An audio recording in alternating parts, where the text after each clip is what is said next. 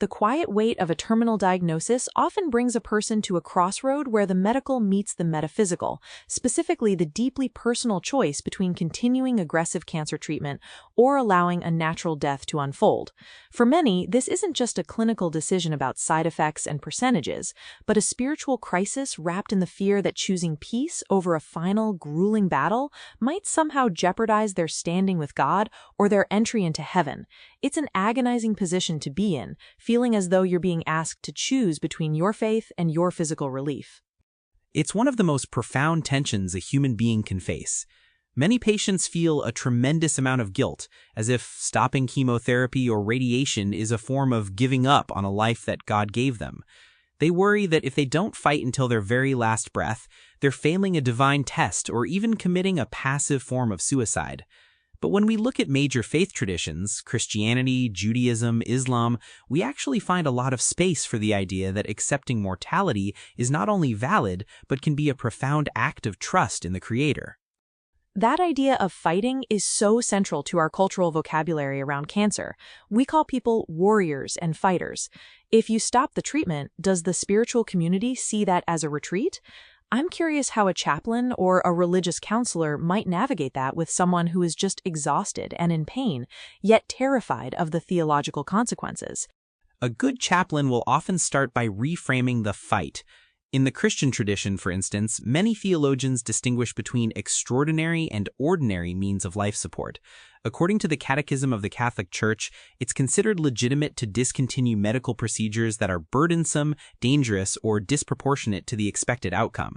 It's not seen as willing death, it's seen as accepting the inability to impede it. The focus shifts from the warrior narrative to one of surrender, not to the disease, but to God's sovereignty. It's the difference between giving up, which implies a loss of hope, and letting go, which is an act of releasing your life into God's hands. But isn't there a counter-argument in some circles that suffering itself has a redemptive quality? I've heard the perspective that by enduring the pain of treatment, a person is participating in the suffering of Christ or proving their devotion. That seems like a very heavy burden to place on someone who is already physically shattered. It is a heavy burden, and while the concept of redemptive suffering exists, it was never intended to be a mandate for medical masochism. Many contemporary Christian leaders, like those at the Gospel Coalition, point out that while God can work through suffering, He doesn't command us to use every possible medical technique to extend life as long as humanly possible, especially when that treatment itself causes harm. They argue that as the image bearers of God, we have a duty to treat our bodies with dignity, and sometimes that means protecting the body from the trauma of futile interventions. Even in the Garden of Gethsemane, Jesus prayed for the cup of suffering to be removed if possible. There is a deep biblical precedent for seeking relief from agony. What about the Jewish perspective?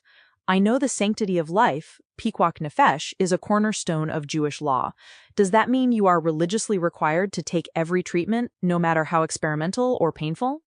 Actually, it's more nuanced than that.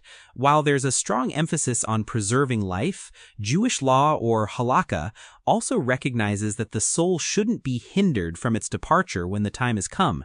The late Rabbi Moshe Feinstein, a giant in Orthodox Jewish ethics, suggested that if a patient is in great pain and treatment won't cure them, but only prolong the dying process, it's permissible to withhold that treatment. There's a beautiful metaphor in Jewish tradition about not extinguishing the flickering candle, but also not preventing a soul from departing when the body can no longer sustain it. Many authorities argue that forcing a terminally ill patient to undergo aggressive treatment can actually be a violation of their dignity. That's a powerful distinction, the difference between prolonging life and merely postponing death. I imagine that same tension exists within Islam as well, where the will of Allah is so central. It does. In Islam, the body is seen as a trust from God, and there is an obligation to seek treatment for illness. However, Islamic medical ethics, as summarized by organizations like the Islamic Medical Association of North America, clarify that when death becomes inevitable, a patient should be allowed to die without unnecessary, futile procedures. The focus then shifts to patience and remembrance of God. The use of palliative care and pain medication is generally supported, provided the intent isn't to hasten death, but to provide comfort. There's a profound spiritual validity in acknowledging that the journey back to the Creator has begun and that medical technology shouldn't be used to create a barrier to that natural return.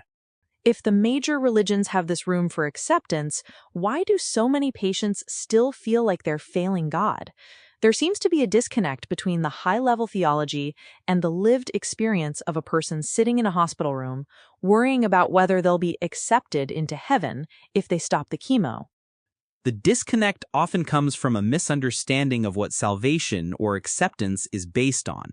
In many Christian denominations, the core belief is that entry into heaven is based on faith and grace, not on the specific medical decisions you make in your final weeks. A person's salvation isn't a scorecard of how many rounds of chemo they could endure. Chaplains often have to remind patients that God's love is not conditional on their physical stamina. There's an interview with a woman named Christy O'Donnell, who was a lifelong Christian facing terminal lung cancer. She spoke movingly about how she prayed for God to show her a peaceful way out, and she felt that God was granting her the choice to stop treatment as an act of mercy, not a sin. She didn't see it as playing God, but as trusting God's provision for her peace. But the fear of playing God works both ways, doesn't it? If you choose a natural death, people say you're taking life into your own hands. But if you use machines to keep a heart beating that would have stopped naturally, aren't you also technically interfering with what some might call God's timing? That's exactly the paradox. We live in an era where nature is often whatever we can't medically overcome yet. Before the 1960s, if your heart stopped, you were dead. Now, with CPR and ventilators, we can overrule that process. Some theologians argue that the idolatry of technology, the belief that we must use every machine available just because it exists, is actually more of a challenge to God's sovereignty than accepting a natural death is. By saying no to a machine, you might actually be saying yes to God's natural design for the end of a human life. It sounds like palliative care is the bridge here. It's not doing nothing, but rather changing the goal of the care from curing to comforting. How does faith play into that transition, especially when family members are involved and might be pressuring the patient to keep fighting for their sake? Family pressure is one of the hardest aspects. Often, the family's desire for the patient to fight is actually a manifestation of their own grief and inability to let go. This is where spiritual community becomes vital. A patient needs to feel that their church, mosque, or synagogue supports their decision to seek peace. Palliative care is often described by chaplains as a form of disinterested charity. It's about being present with the person in their suffering without trying to fix them. When a faith community can validate that choosing comfort is an act of honoring the temple of the body by not subjecting it to further unnecessary trauma, it gives the patient the spiritual permission they need to stop the struggle. I'm struck by the phrase you used earlier, the difference between giving up and letting go. Can we dive deeper into that? Because to an outside observer, they might look identical. The treatment stops and the disease progresses. What is the internal spiritual difference? It's all about the posture of the heart. Giving up is often rooted in despair or a sense of defeat. It's throwing up your hands because you think no one is there to catch you. Letting go, or surrender in a spiritual sense, is about releasing control to a higher power. It's saying, I have done what I can with the tools I was given, and now I trust the rest of this journey to God. One brings shame and a sense of failure. The other brings a profound, often inexplicable peace.